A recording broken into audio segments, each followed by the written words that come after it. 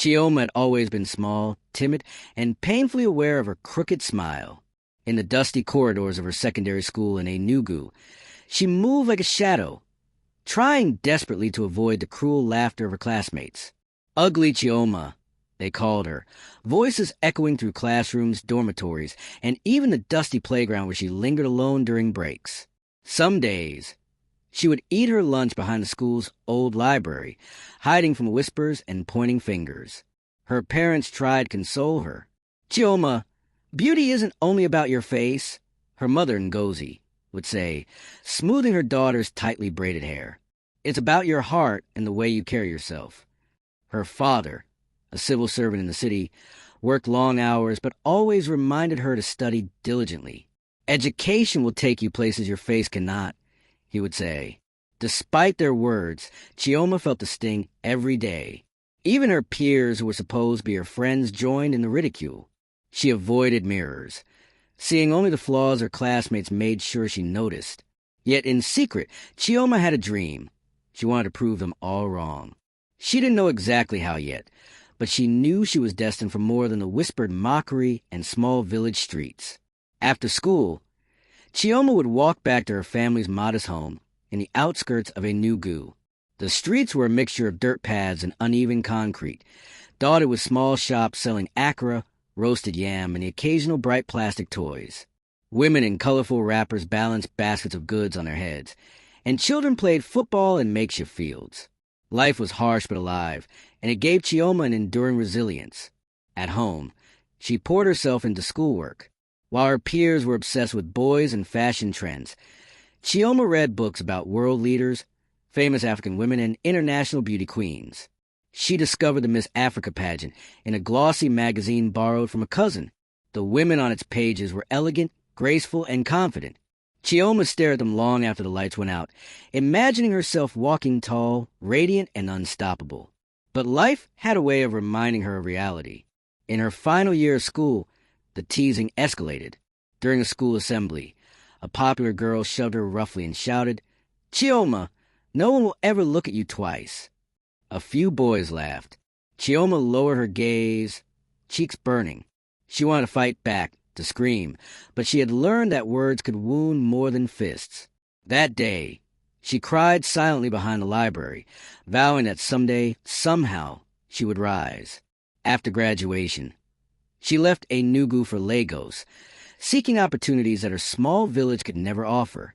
She enrolled in university, studying mass communication, a choice that allowed her to interact with people, improve her confidence, and understand media and public perception. Lagos was chaotic, overwhelming, and beautiful all at once. The streets were alive with vendors shouting prices, taxis honking endlessly, and the scent of jollof rice, roasted plantain, and exhaust fumes mingling in the air. Chioma often felt small amidst the crowd, but she had learned to blend in while keeping her dreams alive. University life wasn't easy. Her classmates occasionally teased her for her awkward gait or her shy demeanor, but she ignored them. She joined drama clubs and debate societies, forcing herself onto stages and into leadership roles. Slowly, she built confidence, learning that presence and intelligence could command respect even when beauty was still a work in progress. It was during her third year that she met Daniel, a fellow student with a quiet charm and an infectious laugh. He didn't notice her imperfections. He noticed her wit, her compassion, and her resilience. They studied together, shared meals at small roadside eateries, and walked through the busy streets of Lagos discussing dreams and possibilities. For the first time, Chioma felt seen, not just tolerated. Daniel's encouragement became a lifeline, teaching her that others' opinions didn't define her worth. Her final year brought both challenges and opportunities. An alumni pageant organized to scout talents for Miss Africa was announced at the university. Chioma felt a flicker of fear and excitement. She remembered the cruel whispers of her school days, but she also remembered her own promise. She would rise. She hesitated, unsure she could face the stage, the judges, and inevitable comparisons. Daniel, ever supportive, encouraged her. "Chioma, you are not the girl they called ugly. You are stronger, smarter, and more beautiful than you know. Enter the competition. Show them who you really are." Chioma's first day at the pageant auditions was terrifying. Brightly lit rooms reflected the faces of confident, flawless contestants. She felt small and inadequate, remembering the girl who had once ducked behind books to avoid laughter. Yet, as she walked onto the stage, she recalled her mother's words, her father's encouragement, and Daniel's belief in her. She smiled, a real, radiant smile that had nothing to do with perfection, and everything to do with self-acceptance. The judges were surprised. Her eloquence, intelligence, and poise set her apart. Unlike many contestants who relied on looks alone, Chioma spoke about African unity, women's education, and social change. She shared stories from her own life, of bullying, of perseverance, and of dreams that refused to die. Each word resonated deeply. Over weeks, she transformed herself. Professional trainers taught her how to walk gracefully, pose confidently, and express herself powerfully. Makeup enhanced her features, but it was her growing confidence that truly changed how she looked at the world. By the final night, Chioma was no longer the timid girl from Enugu. She radiated power, elegance, and authenticity.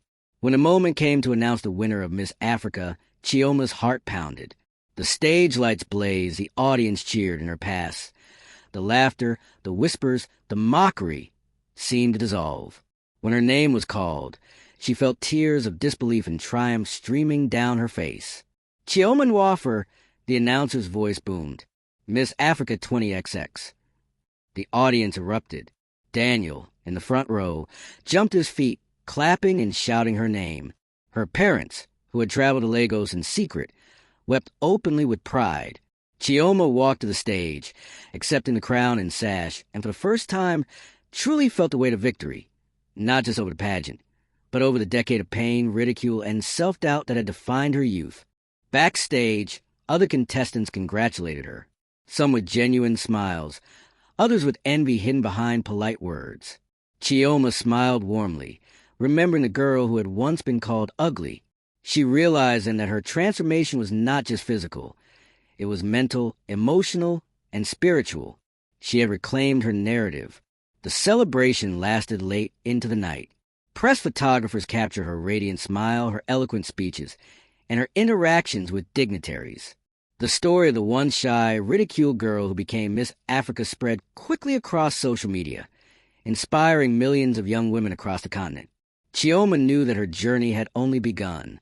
With her newfound platform, she could speak about the issues she had faced: bullying, self-esteem, and the power of perseverance. She envisioned programs in schools to mentor girls, initiatives to support underprivileged children, and opportunities to showcase African talent and beauty in all its forms. And as she lay in bed that night, crown beside her, Chioma reflected on her life. She had been called ugly, laughed at, and underestimated. But she had risen, not just in appearance or status, but in confidence, purpose, and the realization that true beauty is a combination of courage, kindness, and authenticity. The months following Chioma's coronation as Miss Africa were a whirlwind of interviews, photo shoots, and public appearances. Lagos, which had once been a daunting maze of taxis, street hawkers, and constant noise, now welcomed her with a mixture of curiosity and respect. Her days were a blur of radio interviews, magazine features, and charity events. Every time she stepped out in her encore dresses or bespoke gowns, people stared, not with ridicule, but with admiration. Despite the glamour, Chioma kept one foot rooted in reality. She remembered the dusty streets of Enugu, the small compound where her parents lived, and the friends who had supported her quietly. Each morning before heading out for events, she called her mother, listening to Ngozi's cheerful advice and gentle reminders to remain humble. "Chioma, you are still our daughter, not a stranger to yourself. Remember where you came from," her mother said, voice quivering with emotion. Chioma made a point of visiting schools, telling students that success was not measured by looks alone, but by persistence, self-belief, and hard work. In one school in Ibadan, she met a group of girls who reminded her of herself. Shy, ridiculed, unsure of their place in the world, she knelt to speak to them at eye level. "Don't let anyone tell you who you are. Your worth is not in their words, but in your dreams. One day, the world will see what I see in you."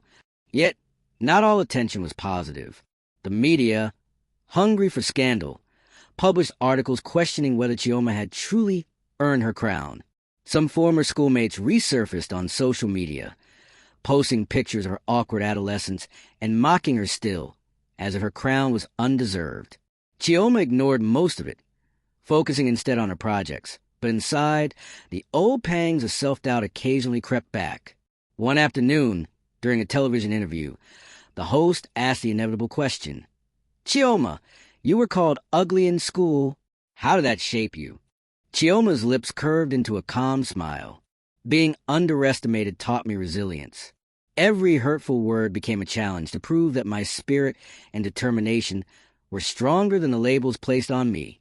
Beauty is not just skin deep. It's courage, kindness, and strength. I want every girl who's being laughed at to know that her story isn't over." After the interview, her phone rang incessantly. Messages of support poured in from across Africa. Girls' parents, and even teachers who regretted their harsh words years ago. Chioma felt a profound sense of purpose. Her crown was more than a symbol of beauty. It was a platform to empower others. But personal life also demanded her attention.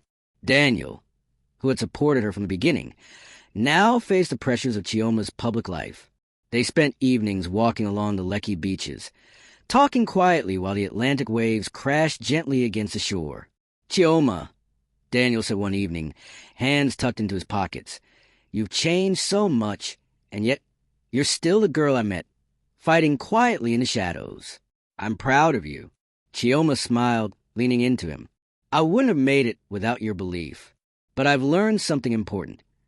You can't rely on anyone else to define your worth. You have to decide it for yourself." Despite the support, jealousy, and envy lurked in places she least expected. In a major fashion event in Accra, a former beauty queen who had always been glamorous and admired in social circles subtly undermined Chioma. Whispered comments, deliberate interruptions, and calculated questions were meant to destabilize her. But Chioma, now seasoned in handling public scrutiny, responded with grace. She smiled, answered every question thoughtfully, and let her authenticity speak louder than the whispers. By the end of the event, the once critical audience applauded her poise, further cementing her reputation. Chioma's rise was not just external, it was internal. The shy girl who once avoided mirrors now trained herself in self-expression, posture, and public speaking. She sought mentorship from women leaders in Nigeria, entrepreneurs, activists, and cultural icons, absorbing their wisdom and advice. She realized that beauty was fleeting, but influence and intelligence could endure. Yet, Chioma never forgot the sting of betrayal. One evening, she received a private message on social media from her former classmate, Ada, who had been one of the harshest critics. The message read simply, "We underestimated you. Forgive us." Chioma paused. Part of her wanted to ignore it, to protect herself from reopening old wounds. But another part recognized that growth included forgiveness, not as an obligation, but as a release. She typed back carefully, "I have forgiven, but more importantly, I hope you understand that your words do not define others. We all have the power to change." The next year brought more opportunities. A modeling contract in Johannesburg, an ambassador role for a Pan-African education initiative, and invitations to speak at United Nations youth events. Each engagement expanded her network, her influence, and her understanding of the broader African experience. She traveled from Lagos to Nairobi, from Accra to Cape Town, meeting women and girls from all walks of life. Their stories of struggle and resilience mirrored her own, reminding her that her journey was both unique and universal. Even with success, Chioma remained humble. She funded scholarships for underprivileged girls in Enugu, ensuring that no child from her village would feel trapped by ridicule or poverty as she once had. She organized mentorship programs, pairing young girls with professionals who could guide them in education, personal development, and self-confidence. One particularly emotional moment came when she visited her old secondary school. The corridors, dusty and familiar, echoed with laughter and chatter. Chioma walked through, observing students who were shy, bold, happy, or self-conscious. Some recognized her instantly, their eyes widening in awe. Teachers embraced her warmly. Students crowded around, asking for autographs and selfies. Chioma paused in the library, the very place she had once hidden. The memories of tears, whispered insults, and self-doubt returned. She closed her eyes, took a deep breath, and allowed herself a quiet smile. She had returned, not just as a beauty queen, but as a symbol of hope, courage, and transformation. Yet, Chioma's story was not just about external validation. A deep part of her journey involved reconciling her identity. She learned that self-worth was not contingent on applause, crowns, or accolades. It was cultivated in quiet moments of self-reflection, in acts of kindness, in mentorship, and in embracing one's own imperfections. Through her work, she met other young African women who would face intense criticism for their appearance, culture, or background. Chioma's own story became a beacon, a testament that strength, persistence, and authenticity could outshine superficial judgments. The final months of her reign as Miss Africa involved international tours, media interviews, and participation in humanitarian projects. Every country she visited offered new lessons. In Ethiopia, she learned about community farming initiatives empowering rural women. In Senegal, she witnessed the impact of cultural preservation on youth empowerment. In South Africa, she saw firsthand the challenges of urban poverty and resilience in townships. Chioma's message remained consistent. Beauty was not just in appearances.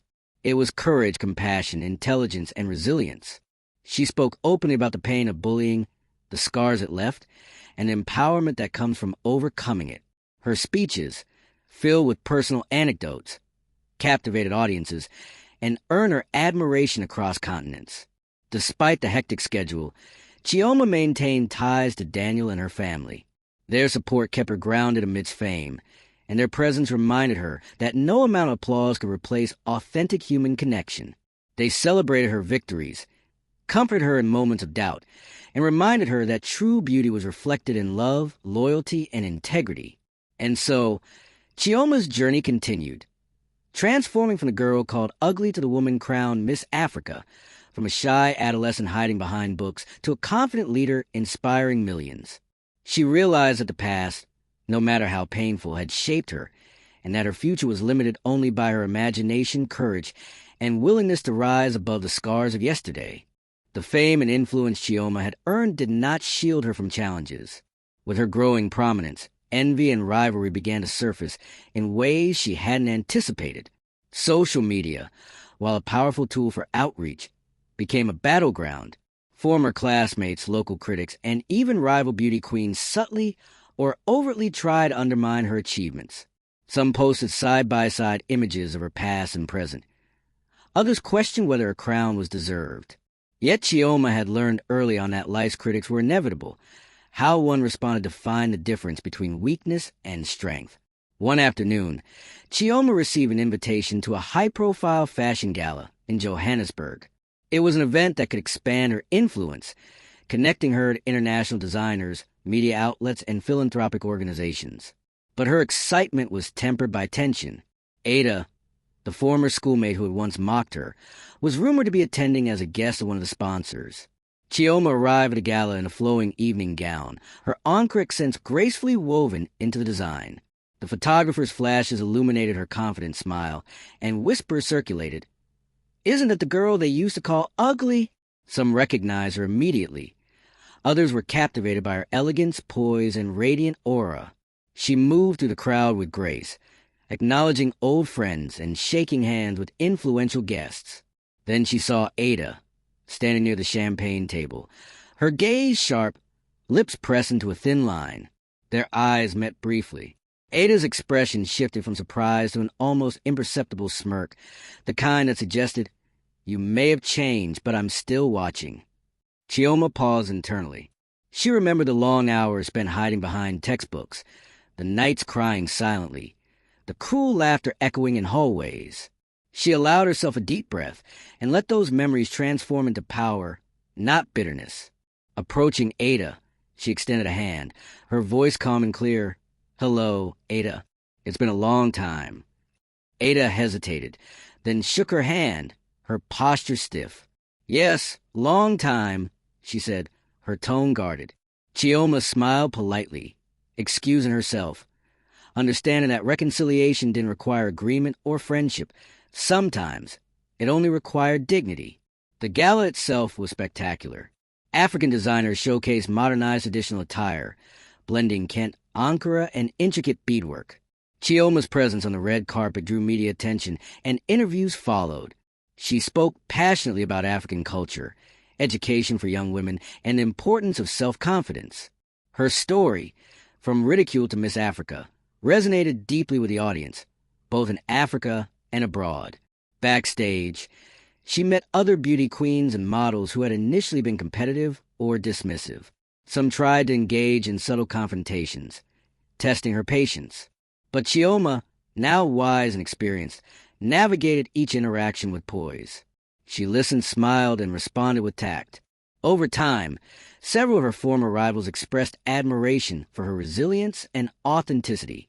Chioma's impact extended beyond glitz and glamour. She partnered with NGOs to establish mentorship programs for teenage girls in rural communities. She traveled to villages where poverty, early marriage, and lack of education threatened to limit girls' futures.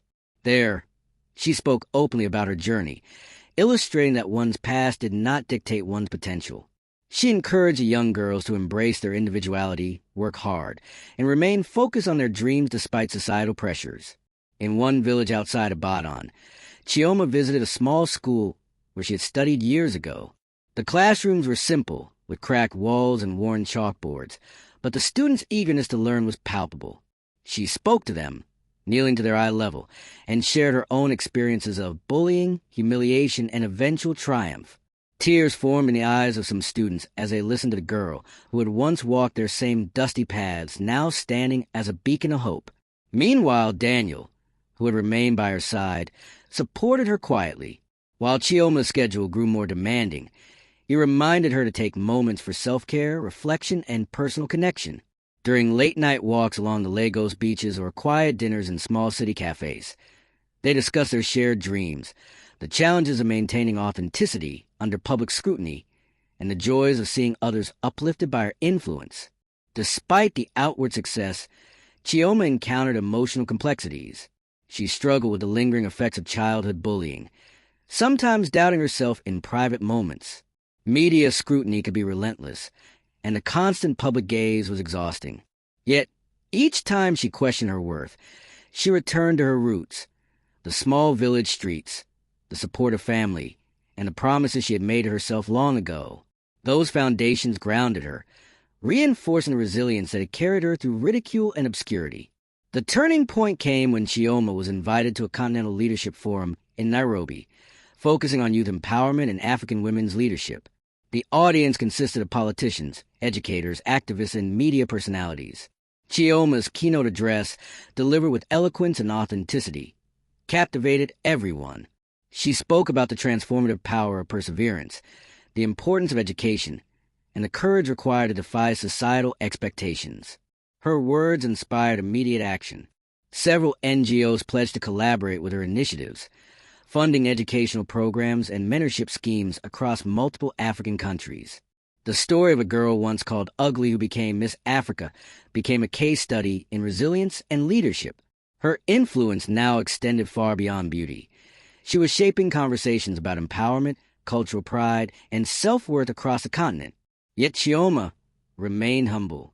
She continued to live modestly, invested her earnings in her education, charitable projects, and family. She maintained strong ties with her parents, regularly returning to Enugu to visit the streets that had witnessed her early struggles. Walking through the village now, she received not whispers of ridicule, but words of admiration.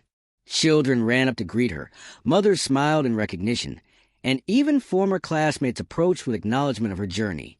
But the most meaningful moments were personal. One evening, after a long day of interviews in Accra, Daniel and Chioma sat quietly overlooking the city lights. "Do you ever regret it?" he asked softly, choosing a fight to endure. Chioma shook her head, her eyes reflective. "Never. Every insult, every tear, every fear, it made me who I am. And now, I can help others find the strength I had to discover on my own." Even as fame and influence grew, Chioma knew that her greatest accomplishments were not measured by crowns or accolades, but by the lives she touched, the girls she inspired, and the communities she uplifted. She understood that success without empathy was hollow, and that her platform existed to create tangible, positive change. Months later, Chioma's story reached international media. Documentaries, online features, and interviews celebrated her journey. Headlines read, "From Ridicule to Radiance, the Miss Africa who conquered her past, and how one girl's determination changed millions of lives." The narrative resonated globally, illustrating that resilience, courage, and authenticity transcended borders, culture, and circumstance. Even with all the accolades, Chioma remained grounded. She returned to Lagos evenings to walk quietly through local markets, sit in small cafes, and engage with ordinary people. She relished the simplicity of conversation, without cameras or applause. In these moments, she felt the true essence of her journey. The transformation from a girl labeled ugly to a woman celebrated for her heart, mind, and spirit. And then came a challenge Chioma hadn't anticipated: reconciliation with those who had tormented her in school. Ada, once emboldened by her peers' cruelty, reached out publicly through social media. Her post was a mix of apology and awe. "I laughed at you once. Chioma, now I see the strength, beauty, and power I failed to recognize. I'm sorry." Chioma read the post carefully. She could have responded with scorn or silence, but instead, she chose grace. "Thank you, Ada. I hope my journey inspires all who were once underestimated. Let it be a lesson that resilience and self-belief always matter." The reply sparked dialogue among former classmates, some of whom reached out privately to express their regret. Chioma understood that her impact was not only forward-looking, empowering young girls, but also backward-reaching, healing old wounds and bridging gaps created by judgment and ridicule. Through these experiences, Chioma's identity crystallized. She was more than a beauty queen. She was a mentor, a leader, a cultural ambassador, and a symbol of transformation. The girl who once hid from ridicule in dusty corridors now stood before audiences across Africa, commanding respect, empathy, and admiration. By the time Chioma entered her final year as Miss Africa, she had become more than a beauty queen. She was a symbol of resilience, hope, and transformation. Her life had shifted from the whispers and laughter of Enugu's corridors to international stages. Yet she never forgot the small village streets, the dusty library corners, or the nights she spent crying silently under the faint glow of a kerosene lamp. Chioma's days were a delicate balance of diplomacy, philanthropy, and personal reflection. She visited schools in remote parts of Nigeria, Ghana, Kenya, and South Africa, always speaking directly to young girls who were struggling with self-esteem, societal expectations, and ridicule. Each visit reminded her of herself, a timid girl called ugly, yearning for acceptance. One morning, she arrived at a small secondary school in the rural outskirts of Kisumu, Kenya. The sun was strong, casting warm golden hues over the thatched rooftops and dusty playgrounds. Children ran toward her as she stepped out her car, eyes wide in awe. Girls who were usually shy and withdrawn clustered around, some clutching notebooks, others hiding behind friends in hesitation. Chioma knelt to meet them at eye level. "I know what it feels like to be laughed at, to feel invisible," she began. Her voice was gentle yet firm. "But you must remember that no one can decide your worth but you. Your dreams, your courage, and your kindness are what truly define you." A small girl with braided hair and a crooked smile, so much like Chioma herself years ago, raised her hand timidly. "Do you really think someone like me could do great things?" she asked. Chioma smiled warmly, placing a hand on the girl's shoulder. "I am proof that you can. I was once in your place, underestimated and mocked. And now I stand here because I believed in myself, worked hard, and refused to let anyone else's words shape my destiny." The students erupted in applause, their excitement palpable. For Chioma, this was the ultimate reward, not crowns, accolades, or social media recognition, but the spark of belief ignited in the next generation. Back in Lagos, Chioma continued to manage her schedule with remarkable discipline. Daniel remained her anchor, offering emotional support and grounding her amidst the constant demands of public life. Together, they discussed initiatives to expand her mentorship programs, fund scholarships, and create media campaigns that celebrated African beauty in all its forms. One evening, as the city hummed below her apartment in Victoria Island, Chioma reflected on her journey. She thought about the girl who had avoided mirrors, the teasing classmates, and the doubts that had clouded her adolescence. And she realized something profound. Every insult, every hardship, and every moment of loneliness had shaped her, not broken her. Then came a moment of unexpected closure. Chioma was invited to host a reunion at her former secondary school in Enugu, marking 10 years since she had graduated. The invitation, sent by the school administration, was both symbolic and deeply emotional. Teachers, students, and alumni gathered to celebrate her achievements. When she walked the familiar gates, memories surged, some painful, others bittersweet. Ada, the classmate who had once mocked her relentlessly, stood near the entrance, hesitant but present. Their eyes met, and Ada's face softened, revealing vulnerability and genuine respect. Chioma approached her calmly. "It's good to see you," she said, her voice composed. Ada nodded. I just wanted to say, I'm sorry for everything back then. I didn't understand what I was doing or how it affected you." Chioma smiled, a mixture of compassion and triumph in her eyes. "Thank you, Ada. I hope this moment shows you that growth is possible for everyone. The past doesn't have to define us, but it can teach us." The reunion was emotional. Teachers recounted her achievements. Students listened intently, and even the village community she had once left behind cheered for her. Chioma gave a speech, not about beauty or fame, but about resilience, education, and the importance of self-belief. She encouraged every girl in the room to pursue their dreams relentlessly, to embrace their individuality, and to transform ridicule into strength. As the ceremony ended, Chioma took a quiet moment in the library, the very place she had once hidden. Sunlight streamed through the dusty windows, illuminating shelves of old books.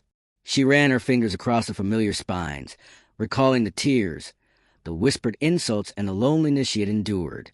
Now, standing there as Miss Africa, she felt a profound sense of closure. She had returned, triumphant not out of revenge, but because she had cultivated self-worth, resilience, and grace. In the following months, Chioma expanded her philanthropic work continent-wide. She launched initiatives that provided mentorship, scholarships, and vocational training for girls in underprivileged communities. She collaborated with media outlets to produce documentaries showcasing African culture, beauty, and empowerment. Her story became a case study for resilience programs, and she was invited to speak at international conferences about leadership, personal growth, and overcoming adversity. Despite her fame, Chioma's personal life remained grounded. She and Daniel deepened their relationship, supporting each other through the challenges of public attention. Together, they invested in educational projects, cultural preservation initiatives, and community development programs. Their partnership, rooted in mutual respect, love, and shared vision, became an example of how personal relationships could thrive alongside professional success. Chioma also reconciled fully with her past. Former classmates, some of whom had once mocked her mercilessly, approached her for advice, mentorship, or simple reconciliation. She greeted them with grace, understanding that true empowerment involved healing, not harboring resentment. One particularly meaningful encounter occurred with her childhood friend, Ifeoma, who had quietly defended her back in school but never received acknowledgement at the time. They embraced, tears streaming, celebrating not just Chioma's triumph but their enduring bond. "You've always been destined for greatness," Ifeoma whispered. "I just wish I had believed it sooner." The final chapter of Chioma's journey as Miss Africa was marked by her return to the continental stage, not as a contestant, but as a keynote speaker and cultural ambassador. She stood before thousands at the African Youth Empowerment Summit, speaking passionately about resilience, self-worth, and the importance of education. Her speech was broadcast across the continent, inspiring millions of girls who once felt unseen or undervalued. As she concluded, Chioma reflected quietly on her journey. The shy girl hiding behind books, the ridicule, the doubts, the long nights of perseverance, and the unwavering support of her family and Daniel. Every challenge, she realized, had been a stepping stone to this moment. Every tear, every insult, every moment of self-doubt had contributed to the strength, compassion, and wisdom she now embodied. Returning to Lagos that evening, Chioma walked along the Lekki beachfront, the waves crashing gently against the shore. She thought of the girls she had met in villages across Africa, the young women inspired by her story, and countless opportunities to continue creating positive change. A deep sense of fulfillment settled within her. She had not only overcome her past, but had transformed it into a platform for empowerment, healing, and hope.